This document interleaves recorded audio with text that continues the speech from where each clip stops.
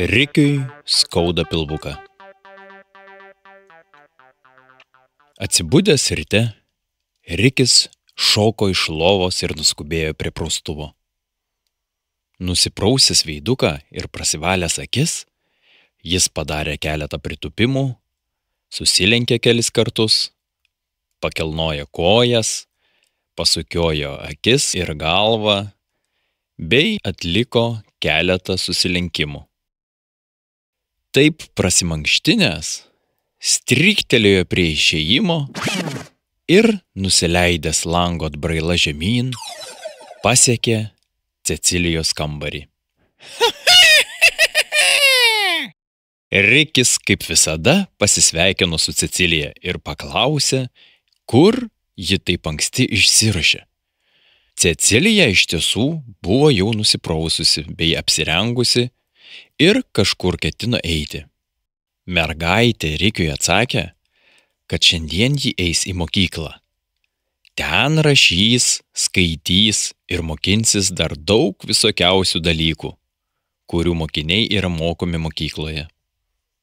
Rikiui Cecilija liepė palaukti jos namuose, o kai grįš, papasakos, ką gero išgirdo ir sužinojo pamokose. Rikiui šiek tiek paliko liūdna ir nuobodu. Jis žinojo, kad Cecilija greit negrįš. Todėl jis pradėjo vaikštinėti po kambarį ir ieškoti, ką čia nuveikus. Atidaręs spintelės stalčių, jis išvydo didelį stiklinį indą, iki pat viršaus prikrautą saldainių. Ir nieko nelaukęs, grybštelėjo vieną. O po kiek laiko ir kitą.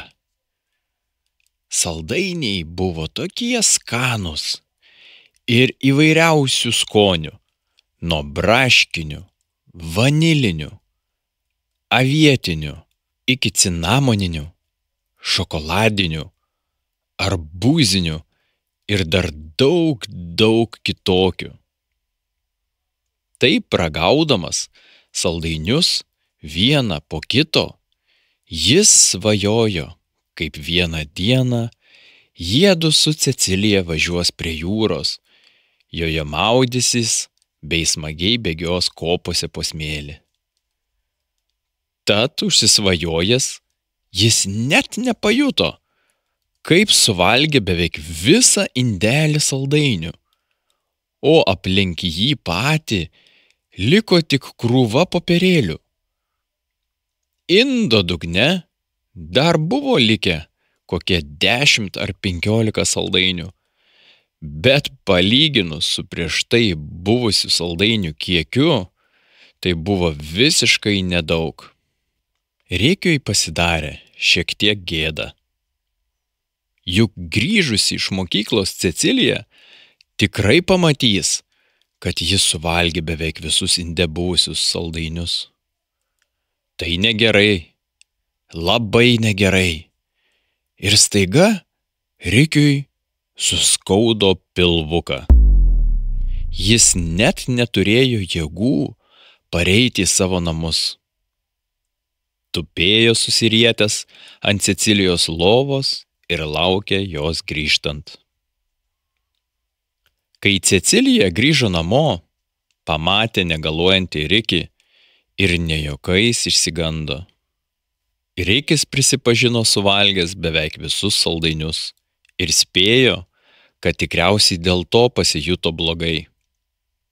Cecilija skubiai papasakojo viską savo mamai ir ši pasisiūlė nuvežti Rikį pas gydytoją. Atvykę pas veterinarą, taip vadinasi gyvūnų gydytojas, draugai išklojo visą tiesą apie tai, kad Rikis suvalgė didelį kiekį saldumynų ir dabar labai prastai jaučiasi. Veterinaras, apžiūrėjęs Rikio pilvuką, pasakė, kad jis labai kietas ir be vaistų pagalbos čia neapsieisi. Veterinaras davė Rikiui vaistų ir liepė gerti daug vandens. Taip pat liepė skruzdėliukui pagulėti lovoje ir tą dieną aktyviai nesportuoti bei nelakstyti. Gydytojas patarė daugiau niekada nevalgyti tiek daug saldainių, nes dažniausiai tai nesibaigia geruoju, o tik stipriais pilvo skausmais. Taigi Rikis suprato vieną svarbią pamoką, kad negalima valgyti saldainių kiek norisi, o reikia valgyti juos tik nedideliais kiekiais ir geriausia dalintis su draugais. Nieko nėra svarbiau už gerą savijautą. Grįžus namo, Rikis pajuto, kad jo pilvukas jau nebeskauda. Jam pasidarė geriau, nes, kaip daktaras liepė, Rikis gėrė daug vandens bei gulėjo lovoje.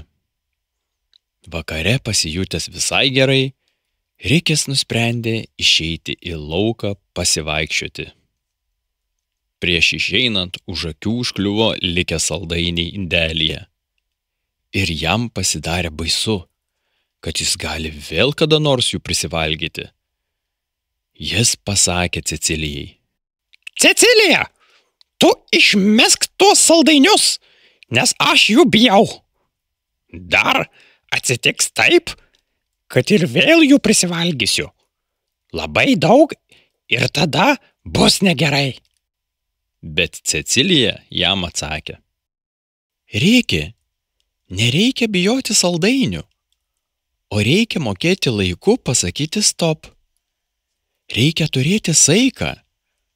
Jeigu suvalgai 1 ar 2 saldainius, sakai stop ir daugiau jų nebevalgai. Tai pradžioje nelengva, tačiau pamažu išmoksi. Be to, jeigu jau taip nenori žiūrėti saldainius ir tave vis dar lydi blogi prisiminimai, gali eidamas pasivaikščioti, pasiimti juos ir išdalinti miške gyvenantiems draugams. Tegul pasmaguriauja mažieji miško gyventojai. Kaip Cecilija pasakė, taip Rikis ir padarė. Jis pasiėmė visus likusius saldainius ir išėjo į mišką pasivaikščioti. Eidamas miško takeliu, jis pamatė voverę Arielę. Labas, Arielė, Sušuko Rikis žiūrėk, ką aš tau turiu. ir atkišo pilną delną saldainių. Arielė vos išvydusi saldainių pilną delną, mikliai prišoliavo prie Rikio. Labas, Riki, oho, kiek skanumėlių tu turi. Čia man? Visi? Ne, Atsakė Rikis. geriau visų nevalgyk.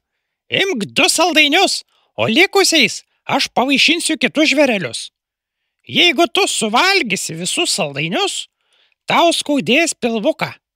Taip kaip man skaudėjo, nes suvalgiau jų per daug. Arielė apsidžiaugė saldainiais, paėmusi 2, juos mikliai nusinešė į savo urvą ir, padėkojusi Rikiui, pamojavo letenėle. Rikis toliau žygiavo miško taku. Neužilgo jis pamatė trypčiojantį kiškį, kuris atsirėmęs į medžio kamieną graužė kopūsto lapą. Sveikas, ilgausi, Tarė Rikis. Labas, Riki, atsakė jam kiškis. Kiškio vardas buvo Kostas. Kostas, pamatęs saldainius, net pametė kopūsto lapą, o iš netikėtumo net išsižiojo. Jis taip apsidžiaugė saldainiais, kad net nevalingai suglaudė ausis.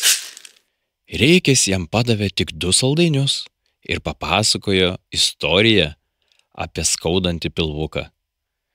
Jis perspėjo kiškį, kad ir šis turėtų saugoti saldumynų ir valgyti tik po 2 saldainius. Taip apsikeitę keliais žodžiais, Rikis ir Kostas išsiskirstė. Beeinant taku, Rikis sutiko varlę Danielę. Varlė buvo labai tingi ir lėtai kvėpuodama vos judino didelės savo akis. Rikis jai pasiūlė saldainių ir ji lėtai pavarčiusi akis jam tarė: Žinai, labai gerai, kad tu turi man kažką skanaus.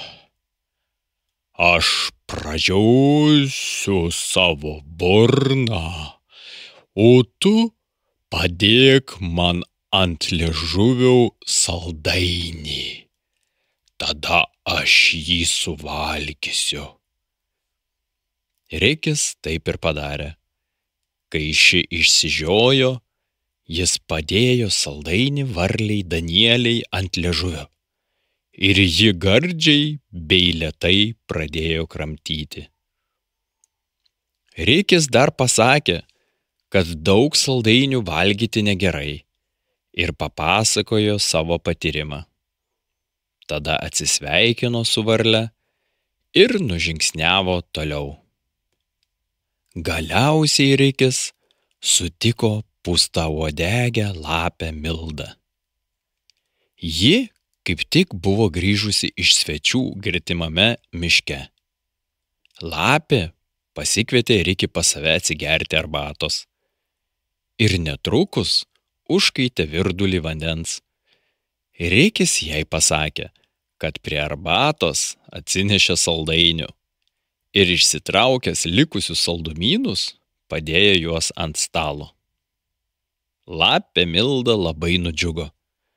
Skruzdėliukas įspėjo ją, kad nesuvalgytų visų saldainių iš karto, nes bus kaip jam, suskaus pilvuką ir reikės važiuoti pas gyvūnų gydytoją veterinarą. Lapė atsakė: Ne, aš jeigu ir valgau saldumyno, tai tik po truputį. Bijau, kad mano balti dantis nesugestų. Esu girdėjusi, kad nuo saldainių labai genda dantis. Todėl aš valgysiu tik po vieną saldainį per dieną.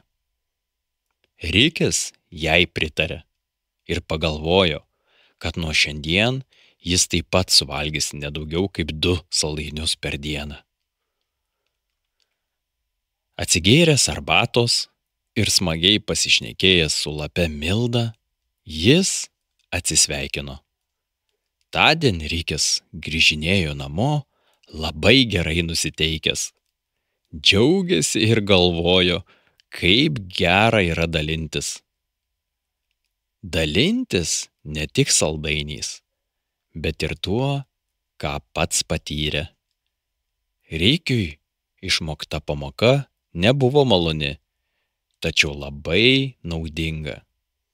Jis suprato, kad svarbiausias dalykas yra gera savijauta ir saikas. Be to, džiaugėsi galėdamas įspėti ir kitus savo draugus, kad jiems nenutiktų taip, kaip jam. Grįžęs namo, jis išsitiesė savo lovoje ir netrukus užmigo. Kaip skruzdėliukui Rikiui sekėsi kitą dieną, sužinosi netrukus jau kitoje pasakoje. O dabar aš jums sakau iki pasimatymo ir iki kitų susitikimų su Cecilija ir Rikiu.